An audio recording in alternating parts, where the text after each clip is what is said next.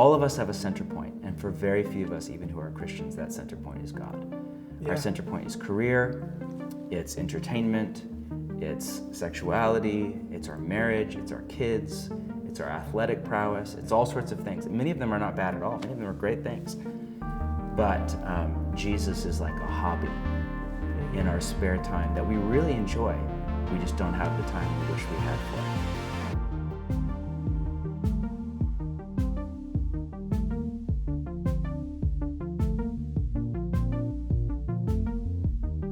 I am really thrilled to get to do a podcast takeover, and new title, podcast takeover. Yeah, and basically take what has been a podcast that's drawn a ton of resonance with different folks, and end by getting to interview New York Times best-selling author John Mark Comer. Edit that out. I'm sorry, it's true at this moment, and I want to put it out there into the world. It's great to see you, man. It's great to see you. Thank you for your time. It's of course. Such a joy to sit with you.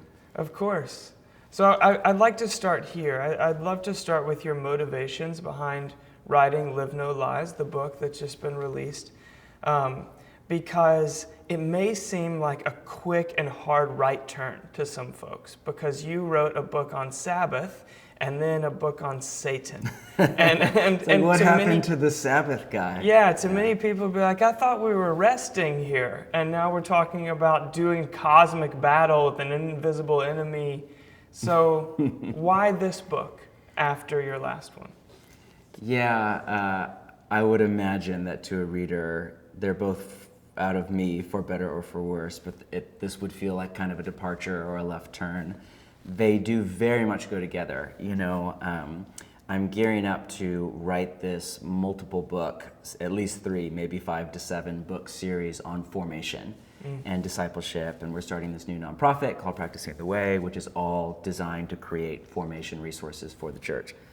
And so kind of what I want to give the second half of my life to, or the next, decade plus run, is really to formation. And I think just meta level, that's my operating question. I remember years ago, I don't know if you're the same or very different, but I rarely listen to business leader podcasts as a pastor. I have respect for the organizational business leader model, but I'm more like old school, not even old school, curate annum view of the pastor or spiritual director. I kind of want to preach, and I want to sit with you and help you pray. And the other stuff, I'm pretty lousy at, hence why I pass the baton to you. You're a much better leader than me.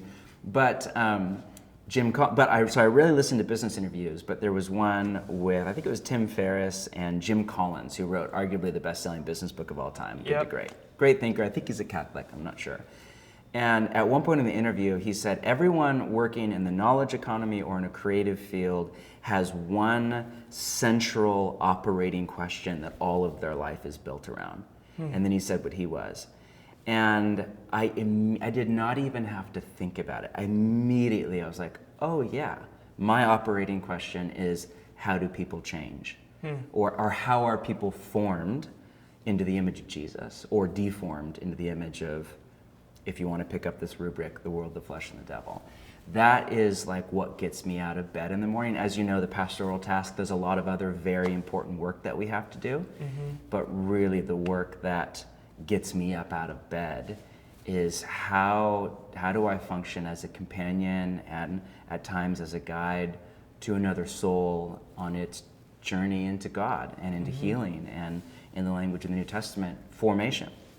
So that's kind of what I'm moving into. That's what's next. I'm about to go away on sabbatical, and at the end of that, have a writing break and write up a book on apprenticing under Jesus. So the last 2 books were actually both, not that anybody cares but me, but they were both set up for what's coming next. Because in my pastoral experience and in my personal experience, and this is where the 2 overlap, the 2 primary obstacles that keep people from even going on the journey of formation. Not from becoming Christians per se, but from becoming apprentices of Jesus and making steady progress into the image of Jesus over time.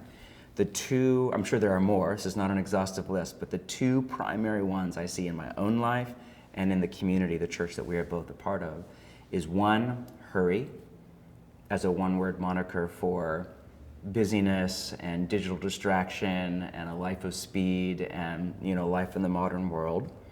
Many people are just too busy, in all honesty, to follow Jesus.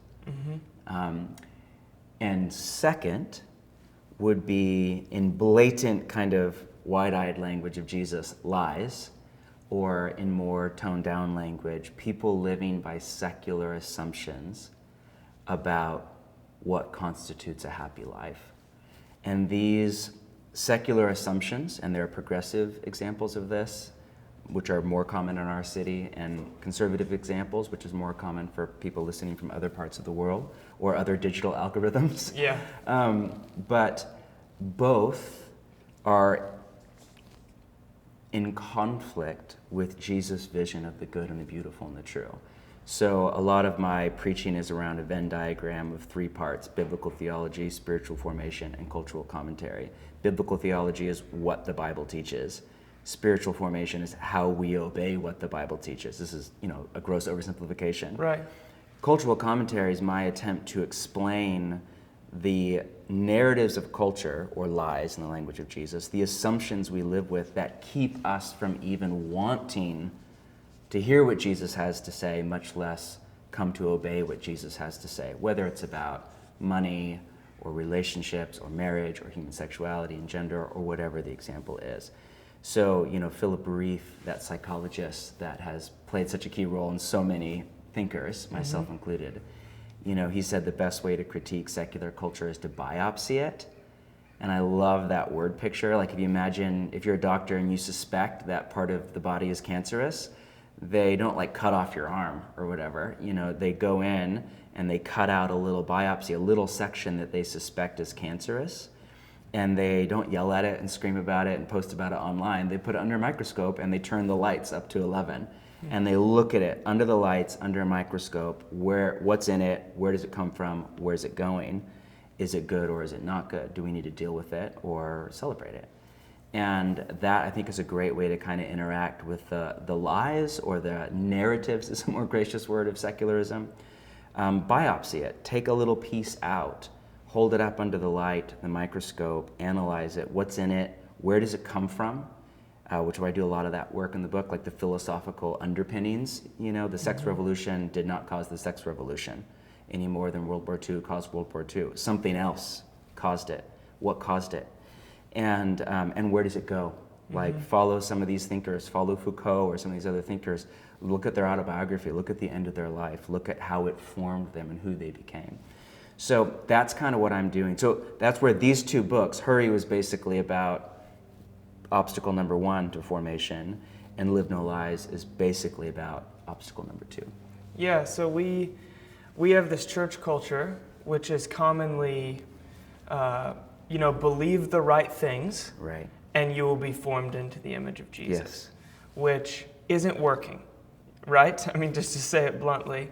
And so you are talking about both the offensive and defensive side of that, which isn't the right terminology, but the things that are missing from that is, number 1, that we have to put into practice the way of Jesus, because we're formed by what we do. We're a whole person. We're not just a brain on a stick. So I can believe Jesus' claims, but if I don't put on Christ, in the metaphor of Paul, if I don't wear the Jesus lifestyle, then I'll continue to be primarily formed by, the Western lifestyle that I'm wearing. So that's Hurry. And then there's this other book that essentially acknowledges that, and we're all living in contested space. Yeah. Right? Jesus was very upfront about the fact that he was in contested space all the time. He has some harsh things to say about just the air that everyone was breathing in the culture that he lived in. And I think often today, many people are drawn to practices, right? Because there are always these moments where, certain things within the church actually fit well into the culture and partner with the culture. And we live at a time when people are mental health, Sabbath, simplifying. racial justice, simplifying. And people are simplifying, they're decluttering, they're embracing wellness and health. And so there's certain practices that Jesus promoted, like Sabbath and slowing, and many of the things that you've talked about that are counter formation. Yes. But they are pretty palatable at the moment. They're not offensive to the wider culture. They're compelling. Right. And so, but what makes formation into the way of Jesus different than a spiritual wellness plan is contested space. Yes. It's the fact that there are stories being told, and if you believe them, they'll take you in a different direction than the story that Jesus is They will telling. not form you into the image of Jesus. They will deform you into another image. Yeah, I love your language of spiritual wellness. I still remember you and I, was it last summer, when we were in the discernment process about whether or not you were going to leave Oaks in Brooklyn. Yeah, I don't know. It feels like an eternity ago. It feels like 10 lifetimes. In COVID is like dog years. Yeah. You know? Last 2 years were like 7. But I remember you saying, in context, it was a great conversation, I feel like the greatest threat to Bridgetown Church is spiritual wellness. Yeah. You know, talk to me about that. Yeah, it's essentially the idea that spiritual formation is, at the end of the day, for the sake of others. It is to make us agents of Jesus' mission. And if we do spiritual formation for an end that is purely within ourselves, then, or aimed primarily for within oneself, then we actually deform the entire thing. Because Jesus was super upfront. So Jesus is leading disciples on all these practices, right? They're going around with him. He's forming them by what he's doing. They're collecting leftovers at the end of the feeding of the 5,000. They're retreating with him solo. They're watching and listening as he prays on the mountain all night. They're going with him. But he's also constantly saying, if you try to save your life, you're going to lose it. But if you give the whole thing away, then you'll find true life. And if you want to follow me, you have to deny yourself and take up your cross and follow me. And at the end of the whole journey, there's not a lot of people left. Right, and they think that they're going to sit on thrones and rule, and then he hangs on a cross and then teaches them this is about laying down your life that others might have life. And so the end of the spiritual formation journey, what we're always going after is mission. Yeah. You know, this is to go after formation is not to forget about evangelism and mercy toward the poor and overturning the tables of injustice. It is to say, if I go about those things, but my internal life is not ordered by the way of Jesus. And the spirit, the heart posture of Jesus. Yeah, then I will go after them in a way that is different than Jesus, and therefore ultimately just another deformation. Yes. And I will go after them in a way that damages me over time. Yes. You know, I will become a person of justice, and I'll become angry at everyone else. I'll become the very thing that I stand against. Yeah, I will advocate for mercy, and I will be wildly unmerciful. You know, it's that kind of thing. That dichotomy begins. So to be a person of mercy that can also extend mercy toward others as they go on their own journey requires that you go about the work of formation for the sake of others. So that's the threat of spiritual wellness, is that people would see formation as this beautiful invitation to have an awesome lifestyle, that Jesus wants me to drink wine on the Sabbath and take hikes on the weekends. And honestly, I think he might want you, like he does, but he also wants me to learn to forgive even when the other person doesn't realize that they've wronged me. And he wants me to live radically on mission. And he wants me to feast and to fast. And he wants me to give my life away to the deepest needs that exist around me, and so on and so forth. So that's a threat. Yeah, it's like, for an older to stereotype by generation, which is unhelpful at times, but I think for an older generation, one of the main dangers was like spiritual legalism. Yeah. Like, hey, you're just going to turn this into moral, behaviorism or a list of rules. That is so not the danger for anybody under the age of like 50. Right. Yeah. I mean, that's a very, like, I keep hearing those sermons. I'm like, who are you preaching to? Mm-hmm. I mean, it must be people from a different context, but, in our church, in the formation world, in fact, one of the things that I think both of us are trying to do is translate some of the best learnings of formation over the last 30 years to kind of millennials and Gen Z, and beyond that, not just to that, but in a city like Portland or on the internet, post-Christian context. And, a major theme in some of our favorite formation writers, like Robert Mulholland, who you're getting that language of for the sake of others, that's his definition of formation, being formed into the image of Christ for the sake of others. And he just like goes off about how this is not about project self. This is not about you feeling better. It's for the sake of others. Mm-hmm. But one of the things they talk a lot about is how formation begins with healing your false images of God. Like, you become like your image of God. Mm-hmm. You will become like who you think God is, even if you're an atheist and you think Darwinian materialism is God, you will become like that. Yeah. Or you think secular theories of, this humanitarian or humanistic, you will become like what your vision of ultimate, for better or for worse. And so, much of what a previous generation had to do was help people realize that God is not like the angry, old man in the sky who's like an abusive father screaming at you and just, hanging his head in disappointment. That's not who the Father is. I think to way oversimplify, for a whole bunch of people, not even like 22 and under, like pretty old and under now, God is more likely to be like your cosmic sex therapist, or your like super chill yoga coach or whatever, than anything else. And so I think the great threat is not so much legalism, it's almost like a Christianized version of Buddhism, where following Jesus becomes like some great mental frameworks and kind of techniques of meditation to be a happier and kinder person. To become an enlightened soul. Yeah, and to grow in enlightenment and self-awareness. But following Jesus is not Christian Buddhism. This is not just like some great kind of contemplative prayer techniques and Sabbath to have more margin in your life and be happier and more chill. Of course, we should grow in the fruit of the Spirit as we follow Jesus, which is love, joy, peace, patience, kindness, gentleness, faithfulness, self-control. Those are beautiful virtues, and there's a lot of overlap with other traditions.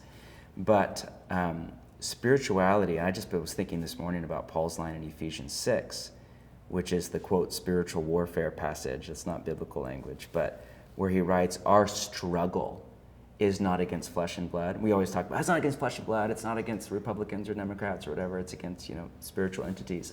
But then it just hit me this morning. He just described the Christian spiritual journey in one word, and that word was struggle. Yeah. Not our lifestyle is not against, not our meditation techniques. Our struggle is against. And I think both are true.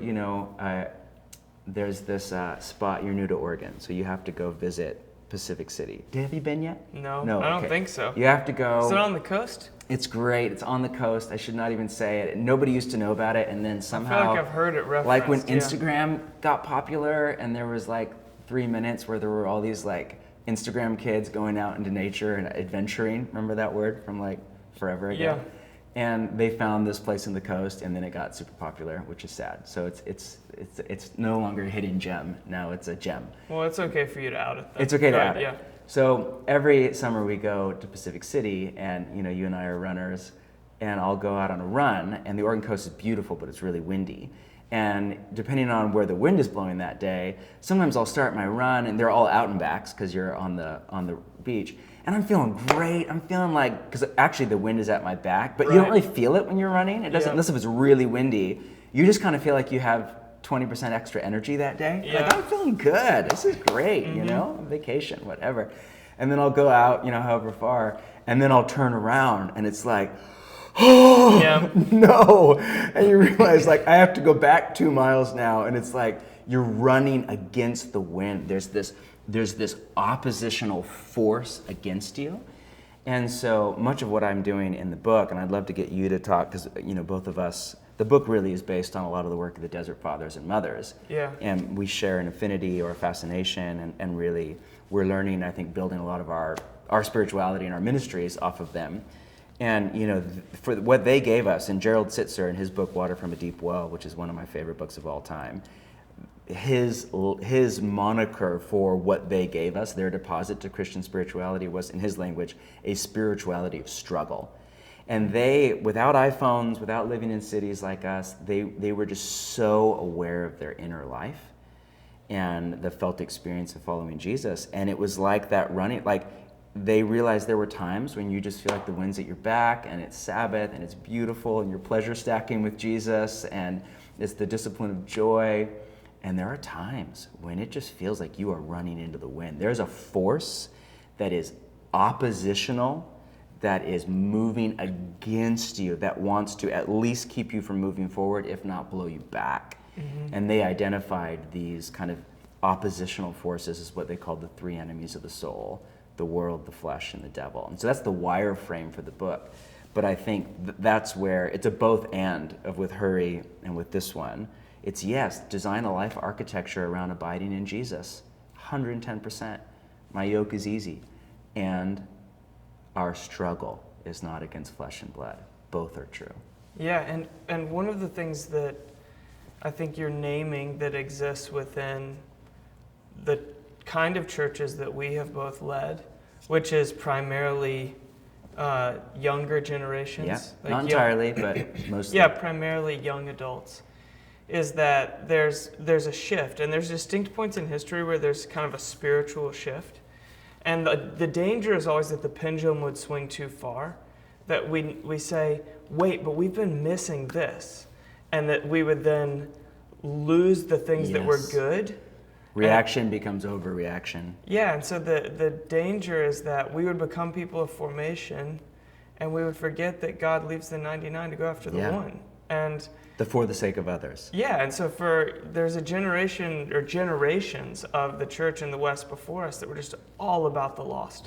They weren't self-aware, they were grouchy, but right. they literally were giving their life away for the gospel of Jesus around the world. Yeah, and I think if there was invite a friend, an unbelieving friend to church Sunday, everyone was doing it. People were having awkward conversations with all of their neighbors and passing out pamphlets. And I'm not saying we need to do those things, that methodology. I'm just saying that Jesus had a great passion for the lost. And in the pursuit of formation, we can't lose that. Yeah. And I also think, let's talk about the Desert Fathers and Mothers, because I think that they are...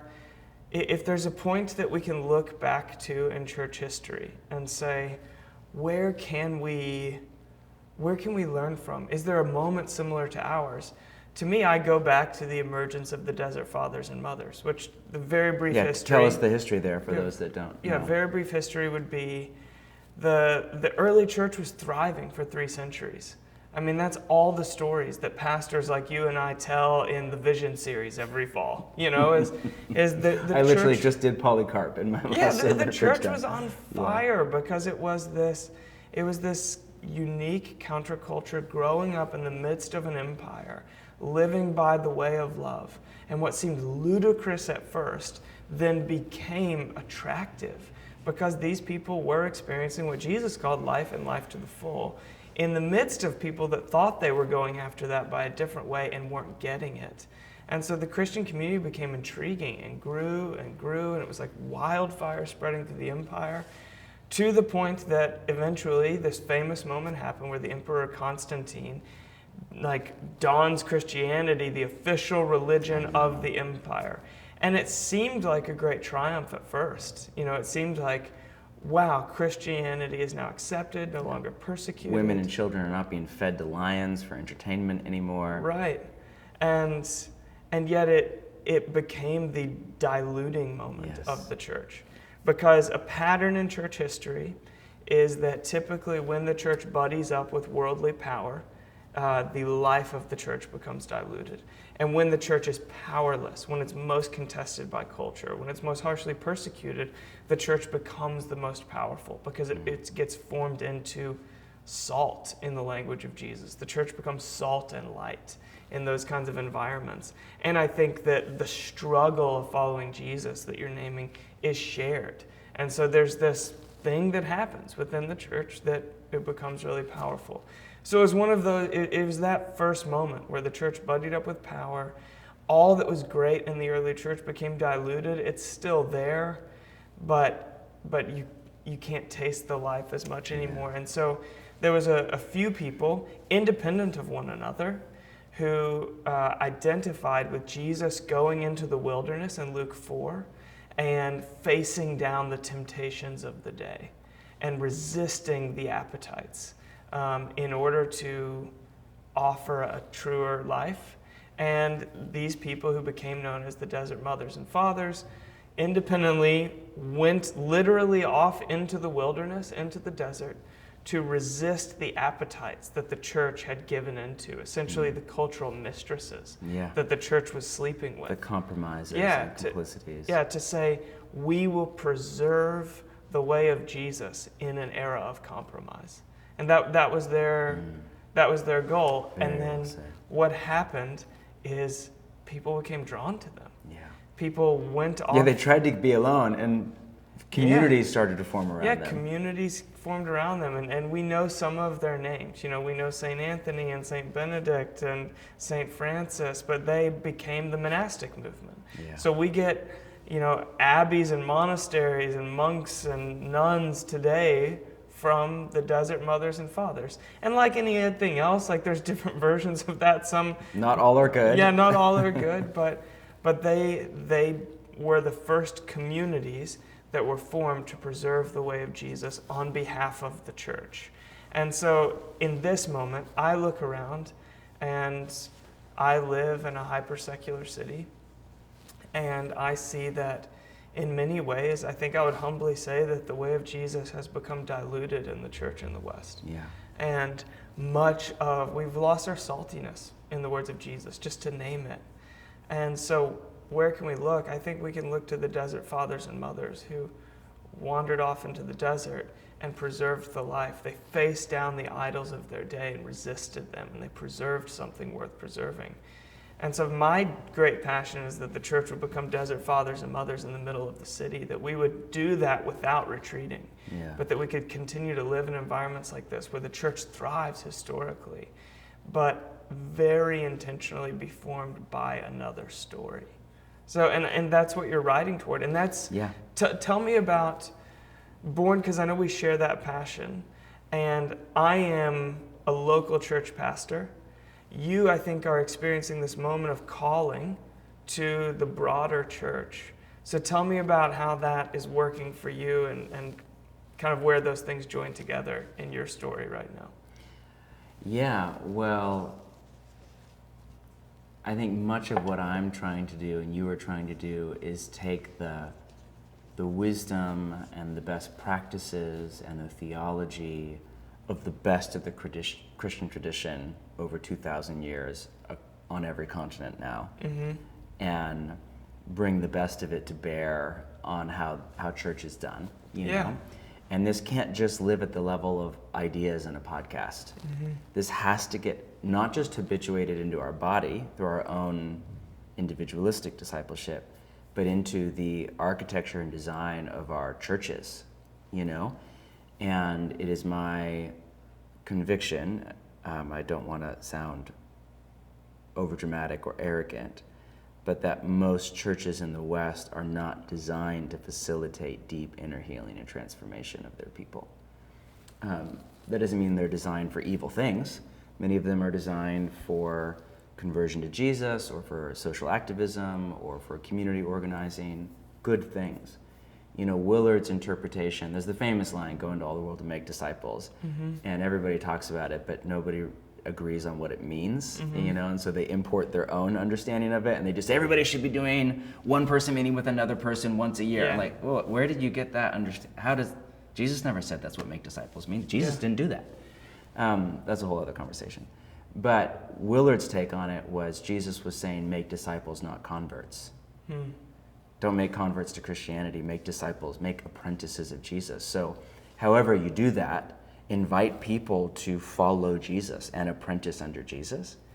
And that's where the monastic Christian tradition has this extraordinary wealth of resources, practices, ways of being with God, ways of being together in community, ways of setting your shadow side or false self or whatever you want to call it before Jesus in prayer and in community, and letting Jesus heal you and save you. There's so much wisdom here that I did not grow up with, and that's not a slam on my evangelical upbringing or my parents, who are incredible. It was not a legacy of the tradition that I was a part of. You know? And just that's one of the gifts of the monastic movement to the church, right? Yes. Maybe the gift of the monastic movement to the church is Jesus says things like, do not worry about your life. And then the monastic movement gives us 5 practices to become the sort of person who can live today and let today's troubles be enough for today. Most of my interactions with Jesus are through the mediums of extremely watered down monastic practices. Yeah. You know what I mean? Yeah. So I don't practice 7 hours of prayer and get up at 3 in the morning, but I do 2 hours, 2 times of prayer a day. And I don't do Lectio Divina, through the entire Psalter in every 30 days, but I do it every morning. Yeah. And, I don't renounce all of my possessions, but I practice a graduated tithe, and I give, more and more, and we attempt to live simply in certain areas of our lives. So these are all watered down, but these are all monastic practices, Right. And so what I'm trying to do with Practicing the Way is take some of the basic practices from the way of Jesus, all of which are rooted in the life and teachings of Jesus himself. So every single one is in the 4 Gospels, not just in, quote, monasticism, but as channeled kind of through the best of monasticism and ancient Christian spirituality, updated for the digital ether and living in a Portland or some secular world. So we're going to build out 9 practices that we'll start releasing next fall. And they're the 9 kind of basic practices that make up our recommended rule of life. So Sabbath, silence and solitude, prayer, fasting, and generosity and hospitality and vocation, both inward and outward is not great language, but kind of inner life stuff and for the sake of other stuff, Right. And kind of what I'm trying to do is figure out, we can't all run off and join a monastery and renounce all of our possessions and pray 8 hours a day and, make bread 2 hours a day. And, but I have a family, I have children, I have a mortgage. But how can I bring the best of that wisdom to bear? How can what would a rule of life for a dad with 3 kids living in Portland, Oregon in the internet age, what would it look like? It would surely have to do with my phone. It would have to do with social media. It would have to do with my money. It would have to do with my sexuality. It would have to do with my relationships. It would have to do with my time. It would have to do with my mourning. It would have to do with my thought life. It would have to do with my marriage. It would have to do with the ideologies I let in, So that's much of what we're trying to do in the coming months. But, behind all of it, back to what you said, practices are not the end. They're the means to the end. Yeah. So you're not a better person if you Sabbath or if you practice fasting or if you because the goal of reading Scripture isn't reading Scripture. It's to take on the mind of Christ through intimacy with the Father and the Son and the Spirit. Yes, to chew on it and digest it so it lives in you. Yes. So practice is the floor. It's the baseline. Without following Jesus is something you do, which will make a bunch of people of certain theological inclinations allergic right now. Yeah. But it is, come and follow me. People are it's not about what you do, it's about what Christ has done for you. Jesus never said that. The New Testament never said that. I get the gist of what you're saying. Yeah. But the danger is if you pit self-effort or agency or responsibility against grace, which is a kind of post-Luther misinterpretation of what Luther even said. It's not Paul. It's sure as heck not Jesus. And it's definitely not James. It's not James. You have a really hard time getting Jesus or Peter or James or any of the church fathers and mothers or any of the desert fathers and mothers to just give you a rant against self-effort and, earn. They weren't even earning. It wasn't a merit-based view of salvation. So they didn't even think through, am I earning God's love or not earning God's love by fasting? That wasn't even their paradigm. Their paradigm was, I want union with Christ. Right. And sin is like a disease that is in my body, that is wreaking havoc in my soul, and is holding me back from what I most desire, intimacy with Christ, union with Christ, theosis, they called it. And so how do I get these passions, they called them, these sinful appetites, out of my body, disciplined so that I can move deeper into the joy and the life of Jesus? Yeah. Like their paradigm was more of a therapeutic, but not in the Freudian like feel-good sense, in the sense of like healing. Like I'm deeply damaged. But so the problem with sin wasn't that you're condemned now to go to the wrong place when you die. Surely they would have believed something like that. But the problem with sin was it's wreaking havoc in your body, and it's holding you back from God. Yeah, it's put in you all these defense mechanisms against the love of God. That sabotage love, receiving love from God and giving love to people around you. Right, and so practices are a way to begin to like untangle disordered desires within myself that cause me to defend myself against the Father's love, so that I can experience what you were naming as theosis, or union with Christ. They're creating space. It's like this is a marriage example, it's like what date night is to marriage. Every Thursday night in our normal, if I'm not traveling or whatever, my wife and I share a meal together, just us, with our children at home. And that practice, if you want to call it that, is a means to an end. Like you don't have a healthy marriage if you go on a date night every Thursday night. You can have a toxic marriage and yell at each other every Thursday night.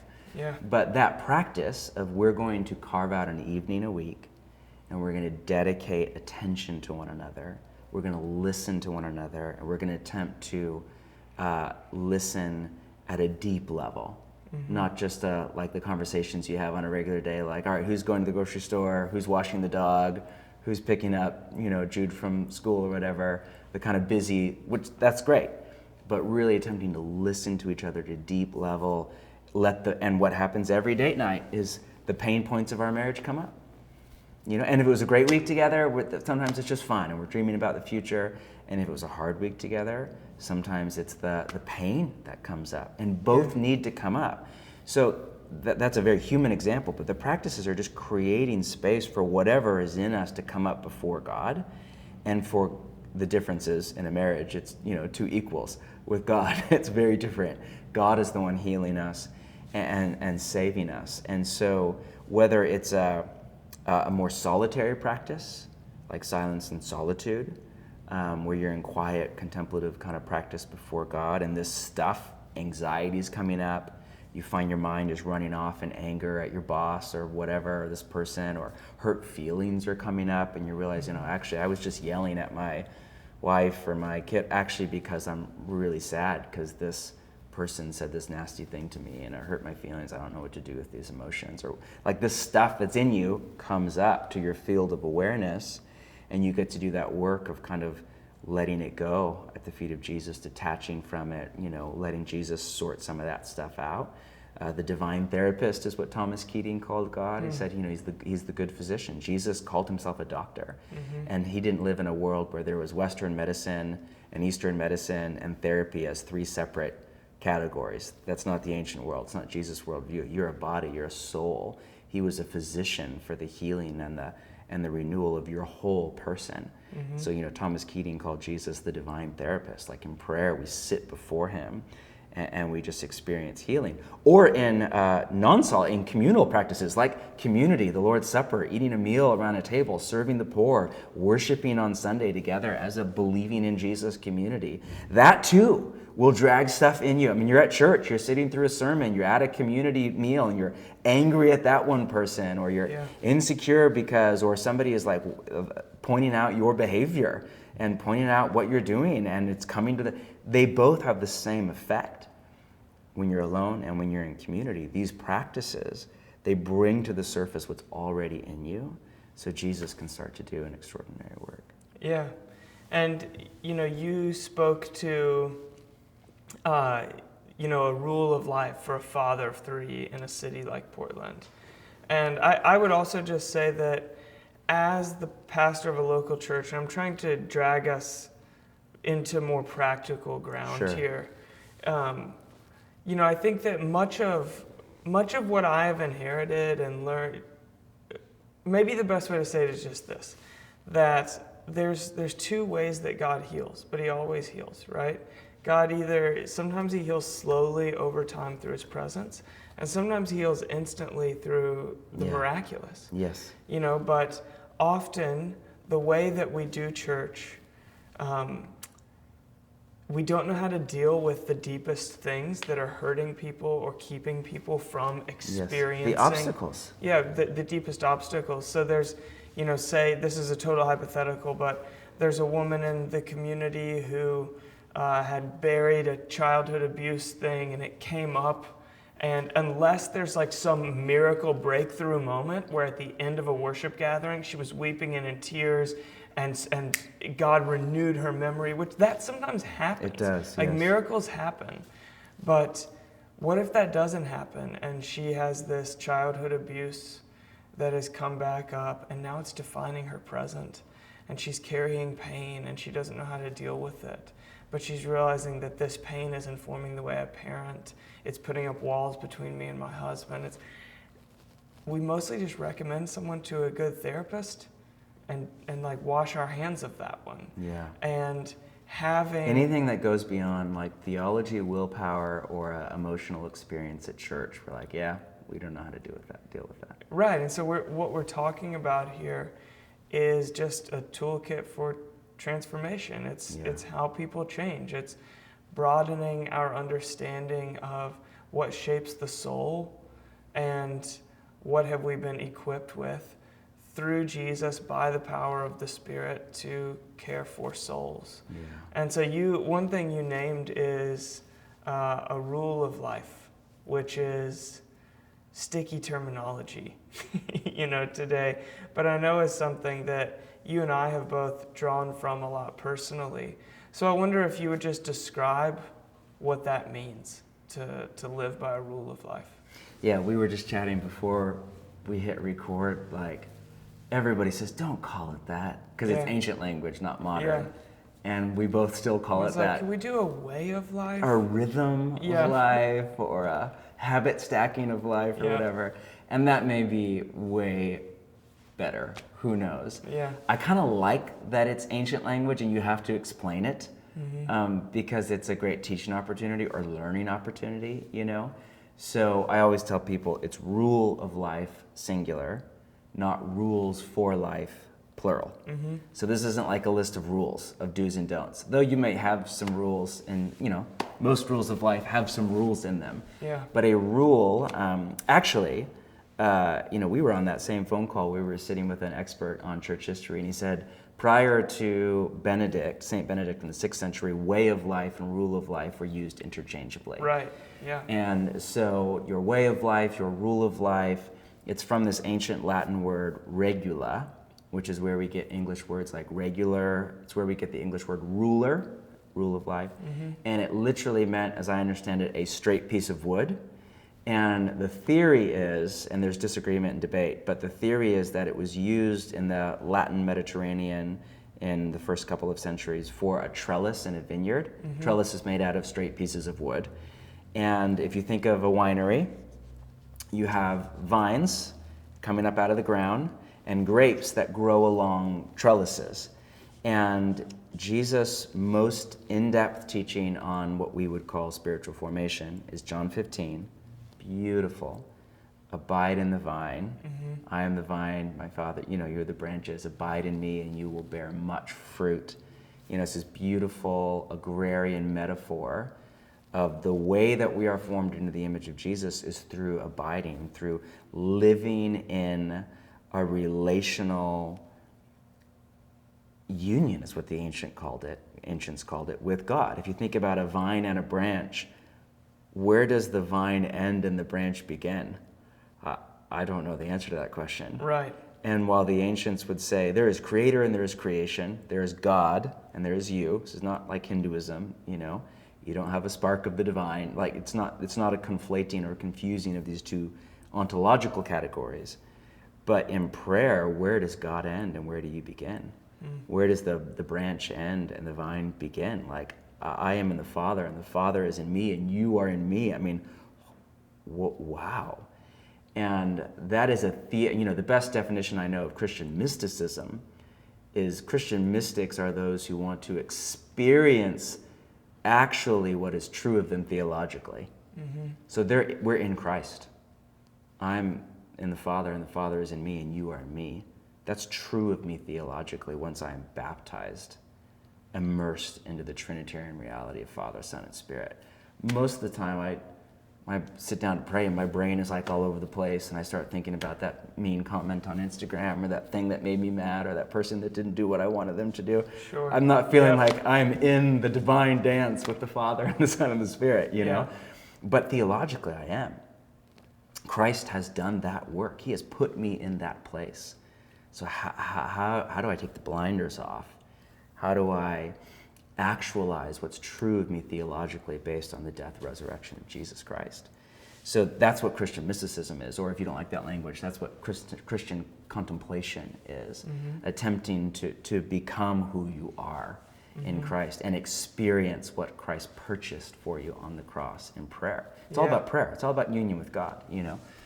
So I think a rule of life is designed to facilitate that. So if you think of a vineyard, and Jesus' analogy of abide in the vine, a winery, a vine cannot bear fruit or cannot bear very much fruit if you just let it run wild on the ground.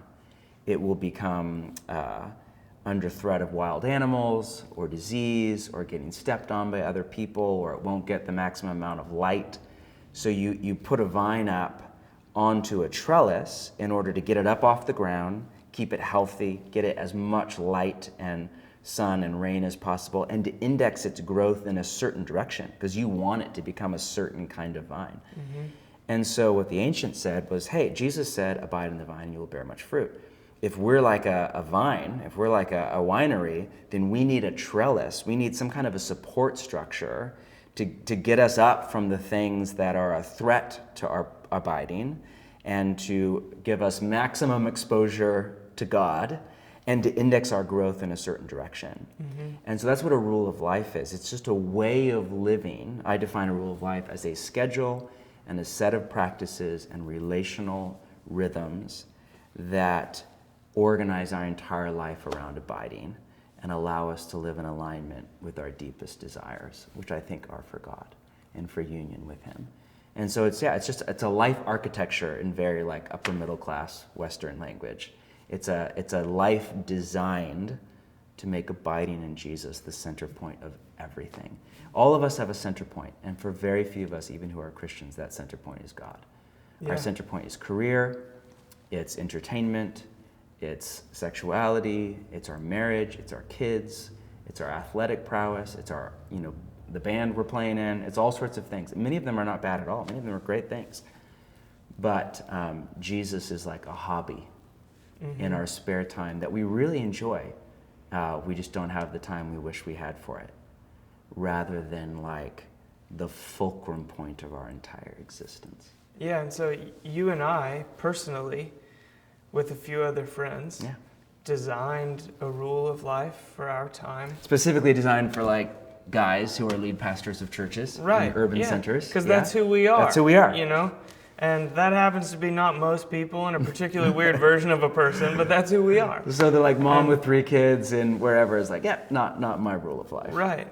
But we've lived by that together, I think, for approximately 3 years now. And so I know that, when it comes to Tuesday, I know that we're praying for the same things, practicing the same things, and I need that because I want to be formed into the image of Jesus over the course of time. Yes. And I don't always feel like being formed into the image of Jesus on any given day. And so in a moment of clarity, I can put down anchors in my life that hold me in a particular place. Yes. So that's what abiding is, right? It's remaining. And so we put down anchors, and I think anchors are important imagery for a rule of life, because a rule of life is not a workout plan. It's not like a spiritual workout plan where, all right, I've committed myself to certain practices, so I'm going to go to the gym 7 days a week, and it's going to hurt, but I'm going to get swole. It's not that. It's not the spiritual version of that. It's the spiritual version of a ship putting down an anchor. And if you're on a boat and you drop anchor, you don't even notice that there's an anchor down there unless the boat drifts. Yeah. And you don't notice the boat drifting if you're just on a boat in the middle of the ocean fishing or something. You don't feel it, but the boat's always drifting. And then all of a sudden there's that tug and you almost fall over and you're like, oh, we've been drifting. This is keeping me from going in the wrong direction. Yeah, we've been drifting. I didn't even realize it. So you feel the rule of life that you're living by when you're drifting. Yeah. But when you are over top of that anchor and you're remaining where you desire to remain, you don't even feel it. Yeah. Because it's just holding you there if you drift. They're like the constraints that eventually set you free. Right. So that's where I think I write a bunch about this in the book, about the redefinition of freedom in the late modern secular world, from not just the Christian definition of freedom, but the classical definition of freedom. The redefinition where freedom now means basically the ability to do whatever the heck you want. I quote that great Scandinavian intellectual in my book, Princess Elsa from Frozen. I was thinking man, I don't know any Scandinavian intellectual. I'm going to pretend. Dag, how do you pronounce his name? Yeah. That guy? Soren Kierkegaard? No. And, she has that great line in that super annoying song that little girls in particular, the Western world over, are still singing. It's no right, no wrong, no rules for me, I'm free. That is the Western understanding of freedom. No right, no wrong, no rules for me, I'm free. That is ironically, Jesus called that exact thing enslavement. Slavery. Yeah. That is literally a great biblical theology, what the New Testament calls slavery. Because when you don't have right, wrong, rules for me, you actually end up not free to do whatever you want, but enslaved to the wants of your flesh. Yeah, Paul says their God is their belly. Their God is their belly, yeah. Exactly. Or he says, lovers of pleasure more than lovers of God. Yeah. And it's not just lovers of or their God is, it's that you're actually enslaved. Peter has that line, people are slaves of whatever has mastered them. So it can be something that you pay for and that you choose, but as long as you need it, you're enslaved to it. And it can be something really evil, or it can be something not bad at all, So that's the redefinition of freedom. What a rule of life does, what the practices that we plan to start kind of re-releasing next fall, what they do, they form a constraint in which we are set free, because this is where, again, formation is not a Christianized version of Project Self. It's not like, how do I have some great Christian mindfulness techniques that help me become a more enlightened person? Though that's in there. And, there's a version of Christian enlightenment that I'm 100% for. It's the collateral, though, not the aim. Exactly. And the point of self-awareness is God-awareness and intimacy with God and union. So these practices are how we deepen our surrender to Jesus. They are how we practice dying. That's what discipleship is. It's practicing dying. Yeah. We both love the monks. I didn't realize this until recently, but the skull imagery, the motif that's in punk rock and kind of goth culture, and I didn't realize the first artists to ever use skull imagery were monks. And if you look at old monastic drawings, you'll notice something really creepy. You'll see a picture or an icon or a drawing of a monk praying at some kind of a little monastic prayer desk. And most of the time on that desk will be maybe a candle, maybe a Bible, and a skull. And this was not like an Etsy plastic ceramic made in Taiwan skull. It's like his old roommate. This is like Father Marcarius, Yeah. who died 7 years ago. Yeah. They, like, literally whatever you do to decompose a body and get the skull back. And they would put that skull in their monastic cell at their prayer bench, and they would pray with it in front of them. Not in this, like, morbid, like you are in deep need of a really good therapist, but to keep their mortality before them. Life is fleeting. I am going to die. I do not want to waste my life on trivial things. Yeah. And these were people that did not have Netflix or Hulu or Instagram or Disneyland or, you know what I mean? Consumerism. This was ancient. Yeah. I do not want to waste my life. Still, I mean, I was at Mount Angel Abbey this week, and if you go to a Benedictine abbey, often they have a cemetery there because Benedictines take a vow of stability. So you vow not just to join the order, you vow to live and die at that monastery.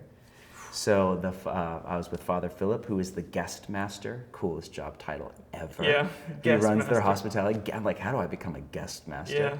He's been there 40 years. Wow. And he is very much planning on dying. Every day he walks past the graveyard where his body will decompose and wait for the resurrection of the dead. And in a lot of Benedictine traditions, they will always put a graveyard next. Leave the next grave open. They dig it, they pre-dig it, they leave it open, and often they'll try to position it between the like cafeteria and the chapel, or the, where they live in the chapel, so that every day the monks walk by the graveyard, they see the open grave, and they think, it could be me. Yeah. Not to make them masochistic, to make them joyfully present to the miracle of their life. Yeah, and that's a part of that tradition. Like Alan Jones, who writes on desert spirituality, he says that the spiritual life is lived from the vantage point of our deathbed. And you can visit monastic catacombs in Rome, where there's a sign that hangs that monks would go and reflect in front of that says, where you are now, we were. Where we are now, you will be. Wow. And it's this reflection of holding my mortality before myself.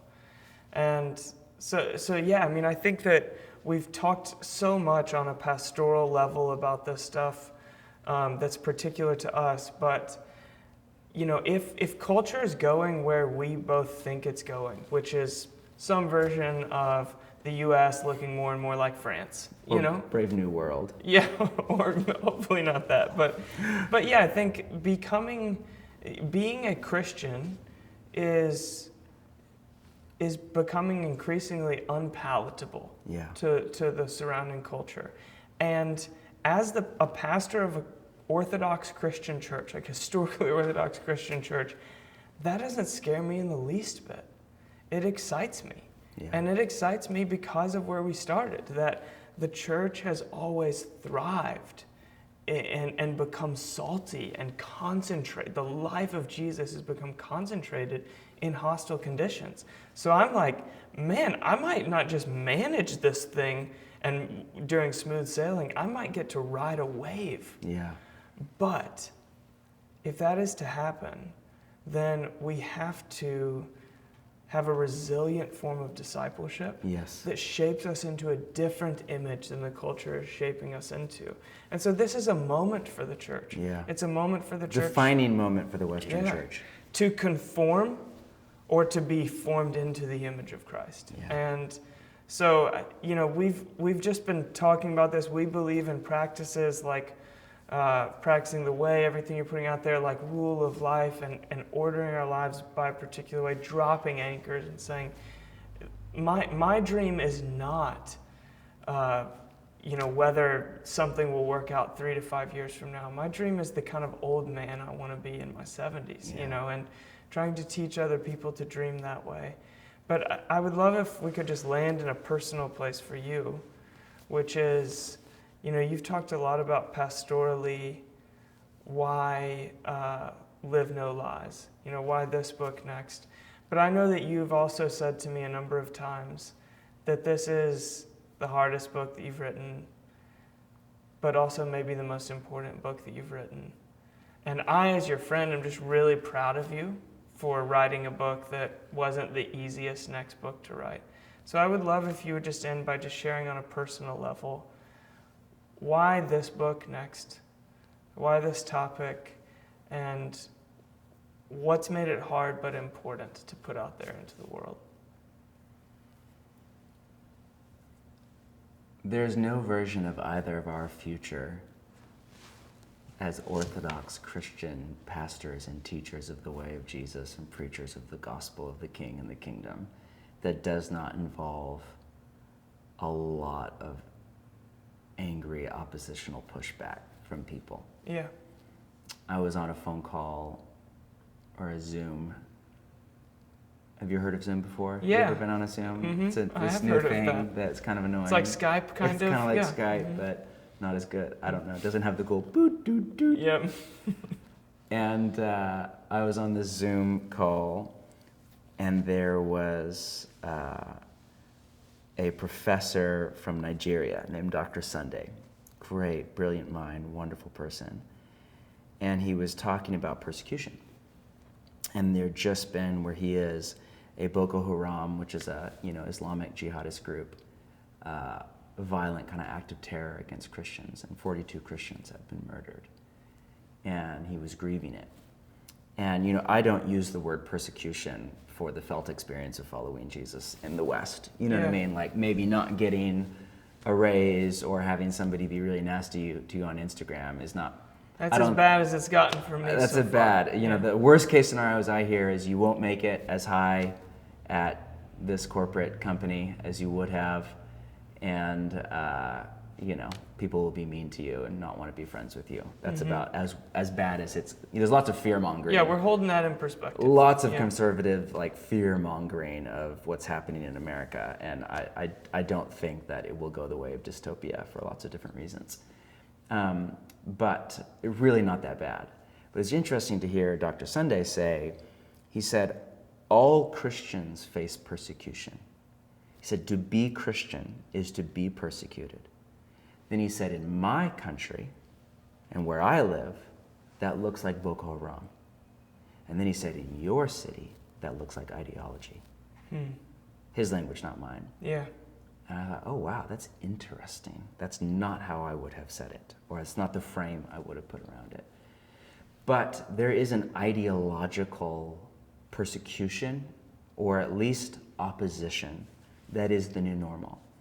And so I just keep thinking about Jesus' line to these Jews and Pharisees that, actually it's John's line, the gospel writer John's line, where he writes about these Pharisees that believed in Jesus, but did not confess his name publicly because they didn't want to be put out of the synagogue, because there would be social ramifications for publicly identifying as a follower of Jesus, as there are today for almost anybody in the secular world, that have ramifications on your job if you work in certain industries, on your social life, on your internet life, on your reputation.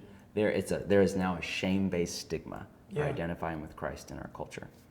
As we move into an honor-shame culture, it is now a shameful position, as it was for all of the early Christians who said, taking the shame of Christ on us, we go outside the city bearing his shame, because we'd rather have shame and ostracization because Jesus is outside the city. This is Hebrews 13. Yeah. And so we'll go out, we'll bear this because Jesus is outside the gate and we want Jesus and he's worth it. Yeah. And so we're now moving into that spot where we have to go outside the gate of the city. We have to bear shame in order to experience life with Jesus, and it's 120% worth it. So then John has this great line. So there's these Pharisees, there are people like this in every single church, and this person is in me, where there's a part of us, we believe in Jesus. We love Jesus. We don't want to publicly identify because of the social ostracization. And then John has that line, for they love the praise of men or the praise of people more than the praise of God. And I've been thinking about, man, that undercurrent is so in me. I want to be liked. I want to be successful. I want to have more people buy my book. I want whatever, more than I want to hear Jesus say, well done and good and faithful servant. Those undercurrents, that war of desires is in my own chest. Yeah. But then I just got to thinking about for people that are scared to acknowledge Jesus and love the praise of people more than God, that's slavery. That's not freedom. Mm-hmm. And if I live in a world where I have to be liked and agreed with by the wider culture in order to be happy and joyful and at peace, that is not freedom.